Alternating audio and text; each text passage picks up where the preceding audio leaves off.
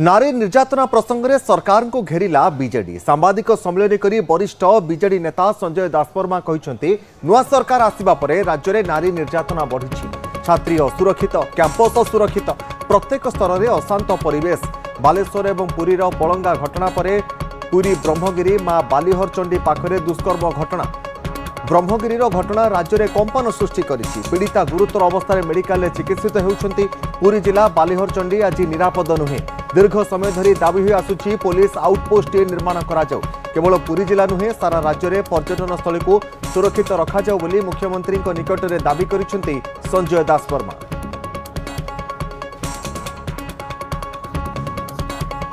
दी दिन तले राज्यर प्रमुख पर्यटन स्थली पुरी जिल्लार ब्रह्मगिरी निर्वाचन मंडलीर मां बालीहरचंडी पीठठारे जो भली जड़े छात्री को दुष्कर्म करागला एवं गला काली ये संपर्क में गणमाध्यम रे किछि किछि खबर आसिला परे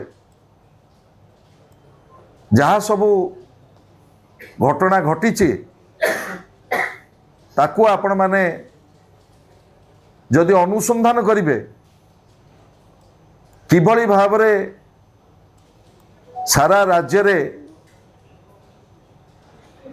नारी असुरक्षित पीड़िता वर्तमान अत्यंत गुरुतर अवस्था रे वर्तमान हॉस्पिटल रे चिकित्सित होउचंती पीड़िता एवं जो अपराधी माने संपृक्त ता भितरु जनकर कार देखा साक्षात नहीं।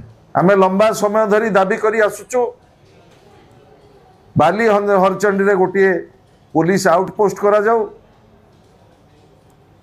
मोर दाबी रहिबो पुलिस प्रशासन पाखरे तुरंत बालीहरचंडी रे गोटे फांडी प्रतिष्ठा करा जाऊ एवं आज सारा राज्य रे जो भली भाव रे उद्वेगजनक घटना सब घटी घटी चली आज बालीहरचंडी छात्री मानक पई नारी मानक पई आउ सुरक्षित नुह। ये पुरी जिल्लार केवल चिंतार विषय नुह ये सारा राज्य पई आज चिंतार विषय। मोर मान्यवर मुख्यमंत्री पाखे दाबी रहिबो प्रशासन पाखे दाबी रहिबो